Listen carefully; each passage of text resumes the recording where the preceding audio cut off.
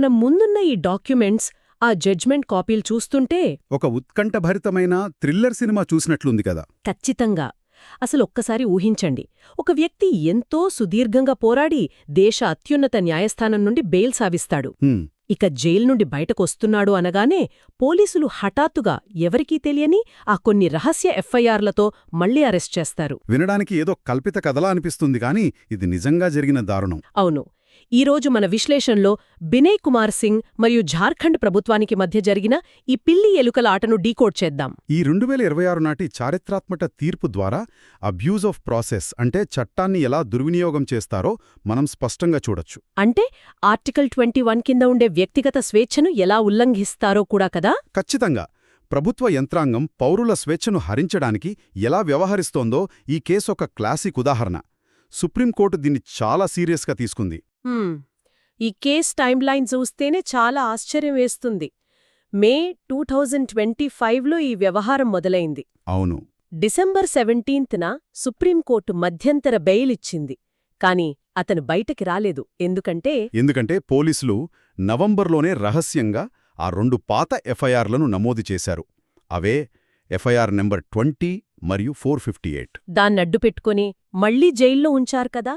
ఇక్కడ అత్యంత విడ్డూరమైన విషయమేంటంటే ఈ కొత్త అరెస్టులకు వాళ్లు చూపించిన కారణం 2010 నాటిది. అంటే ఏకంగా 15 ఏళ్ల క్రితం నాటిది. ఖచ్చితంగా 15 ఏళ్ల క్రితం నాటి ఒక అటవీ భూమి వివాదాన్ని ఇప్పుడు హఠాత్తుగా ఎందుకు బయటకు తీశారు అనేది పాయింట్. సరిగ్గా బెయిల్ వచ్చే సమయానికి దీన్ని బయటకు తీయడం వెనుకున్న మాల్ఫైడ్ ఇంటెంట్ అంటే దురుద్దేశమేంటో కోర్టుకు సులభంగానే అర్థమైంది. సుప్రీంకోర్టిచ్చిన ఆదేశాలను పరోక్షంగా అడ్డుకోవడానికే కదా. అవును. ఈ సీక్రెట్ ఎఫ్ఐఆర్లను అందుకే ప్రయోగించారు. పౌరుల స్వేచ్ఛతో ఆడుకునేలాంటి వ్యవహారశైలిని న్యాయమూర్తులు తీవ్రంగా తప్పుబట్టారు. ఇక్కడ మనం కొంచెం ఆగి ఇంకో ఆసక్తికరమైన పాయింట్ చూడాలి. సాధారణంగా ఎవరైనా ముందు కింది కోర్టు, ఆ తర్వాత హైకోర్టు వెళ్తారు.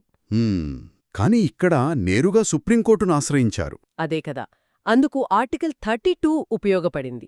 డాక్టర్ బిఆర్ అంబేడ్కర్ గారు ఆర్టికల్ 32ను రాజ్యాంగానికి హృదయం మరియు ఆత్మ అని ఎందుకన్నారో ఈ డాక్యుమెంట్స్ చదువుతుంటే స్పష్టంగా తెలుస్తోంది. నిజమే. అది కేవలం ఒక నియమం కాదు కదా, పౌరులకు అతిపెద్ద రక్షణ కవచం. ప్రభుత్వం ఇలా కక్ష సాధింపు చర్యలకు పాల్పడినప్పుడు పౌరులు కింది కోట్ల చుట్టూ ఏళ్ల తరబడి తిరగాల్సిన అవసరం లేదు. ప్రాథమిక హక్కుల ఉల్లంఘన జరిగినప్పుడు నేరుగా సుప్రీంకోర్టును ఆశ్రయించే అవకాశం ఈ ఆర్టికల్ కల్పిస్తోంది. ఈ తీర్పు దాన్ని మరోసారి బలంగా నిరూపించింది. ఈ కేసులో ప్రభుత్వం చేసిన ఇంకో వాదన కూడా చాలా విచిత్రంగా ఉంది. అసలు నిందితుడు విచారణకు సహకరించడం లేదు అని ప్రాసిక్యూషన్ వాదించింది కదా. అవును. కానీ దానికి సుప్రీంకోర్టిచ్చిన సమాధానం చాలా కీలకం. విచారణకు సహకరించడం అంటే పోలీసుల సౌలభ్యం కోసం నేరాన్ని అంగీకరించడం కాదని కోర్టు తేల్చి చెప్పింది. అంటే ఇది నేరుగా పౌరుల మౌనంగా ఉండే హక్కును, రైట్ టు సైలెన్స్ను కాపాడుతుందన్నమాట. ఖచ్చితంగా. నిందితుడు నేరం ఒప్పుకోకపోతే సహకరించడం లేదని చెప్పడం పూర్తిగా తప్పు. దాంతోపాటు ఇంకో ఫ్రాడ్ కూడా జరిగిందిక్కడ. సుప్రీంకోర్టులో బెయిల్ విచారణ జరుగుతున్నప్పుడు ఈ పెండింగ్ ఎఫ్ఐఆర్ వివరాలను ప్రభుత్వం ఉద్దేశపూర్వకంగా దాచిపెట్టింది కదా. అవును. ఉన్నత న్యాయస్థానానికి పూర్తి వివరాలు వెల్లడించకుండా ఇలా మోసం చేయడాన్ని న్యాయమూర్తులు ఏమాత్రం సహించలేదు. తీవ్ర ఆగ్రహం వ్యక్తం చేశారు. ఈ మొత్తం వ్యవహారం చూస్తుంటే సాధారణ ప్రజలకు అలాగే న్యాయవాదులకు చాలా స్పష్టమైన ప్రాక్టికల్ పాయింట్స్ అర్థమవుతాయి. అవును. ముఖ్యంగా సాధారణ ప్రజలు తెలుసుకోవాల్సిందేంటంటే పోలీస్ విచారణకు వెళ్ళినప్పుడు సహకారం పేరుతో ఎవరిచేతా బలవంతంగా నేరాన్ని అంగీకరింపజేయలేరు.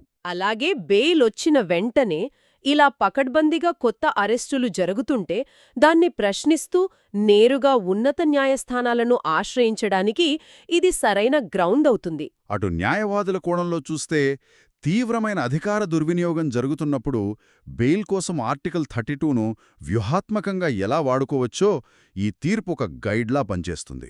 ప్రాసిక్యూషన్ తమ దగ్గరున్న సమాచారాన్ని పారదర్శకంగా వెల్లడించాల్సిన బాధ్యతను కూడా ఇది నొక్కి చెబుతుంది కదా. అవును. కక్ష సాధింపు చర్యల నుండి స్వేచ్ఛను కాపాడే అంతిమ రక్షకుడిగా సుప్రీంకోర్టు తన స్థానాన్నిక్కడ నిలబెట్టుకుంది. నిజమే. అయితే ఈ విశ్లేషణను ముగించే ముందు ఒక బలమైన ఆలోచనను అందరి ముందు ఉంచాలనుకుంటున్నాను.